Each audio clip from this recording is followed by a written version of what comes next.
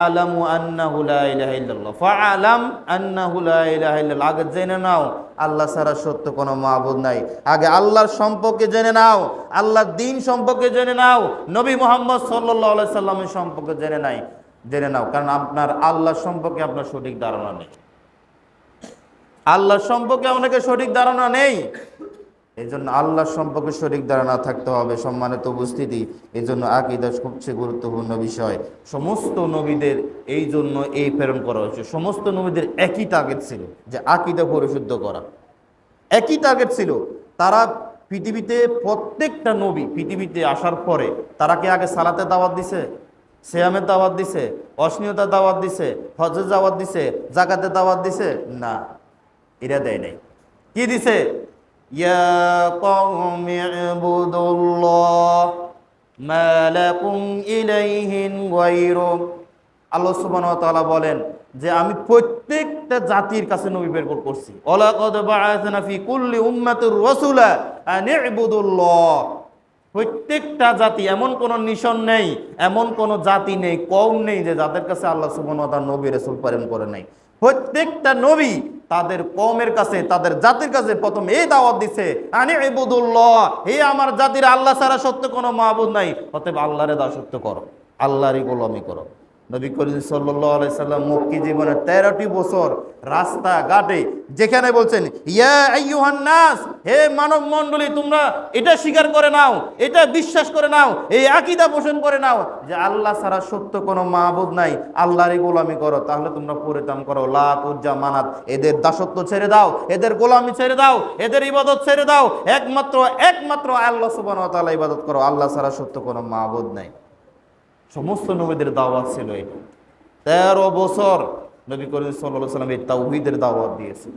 950 বছর নূহ আলাইহিস সালাম তার জাতিকে এই দাওয়াত দিয়েছে যে আল্লাহর গোলামি করো, আল্লাহর দাসত্ব করো।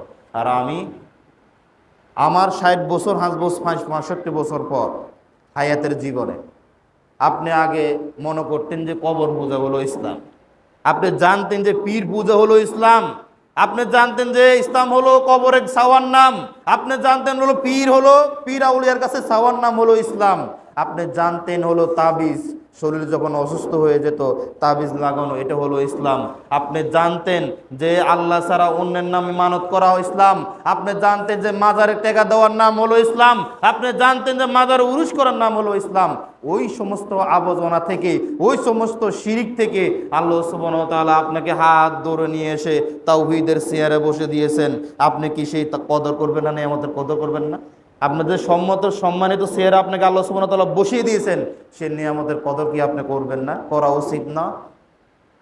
আপনি যখন কোনো মাজারে কাজ দিয়ে যান, আপনি যখন মাজারে কোনো সাইডে দিয়ে যান, তখন কোনো মানুষকে যদি দেখেন যে মাজারে তারা সাজছে, মাজারে তারা সিজদা করতেছে, আল্লাহ ছাড়া অন্যের কাছে চাইতেছে, তখন আপনি বলতেছেন ছি ছি ছি, এরা আল্লাহ ছাড়া অন্যের কাছে চাচ্ছে, এদের মধ্যে, এরা হিন্দুদের মধ্যে কি তফাৎ আছে? একই দরগা আর দুর্গা একই, এরা তো নিকৃষ্ট কাজ করতেছে। কিন্তু একসময় আপনিও ছিলেন জড়িত, একসময় আপনি ছিলেন জড়িত। আপনাকে আল্লাহ সুবহানাহু ওয়া তাআলা ওখান থেকে নিয়ে এসে আপনাকে সম্মানিত চেয়ারে বসিয়ে দিয়েছেন, আর আপনি বসে আছেন মানে আপনি কেন তাওহীদের প্রচার করতেছেন না? কেন সময় দিচ্ছেন না? কেন আল্লাহর জন্য সময় দিচ্ছেন না? আপনি কেন নিয়ামতের কদর করতেছেন না? আপনার 24 ঘন্টার মধ্যে আপনার 1 ঘন্টা কি আল্লাহর জন্য সময় বের করে তাওহীদের প্রচার করার আপনার দরকার না? আমাদের দরকার না? প্রয়োজন না?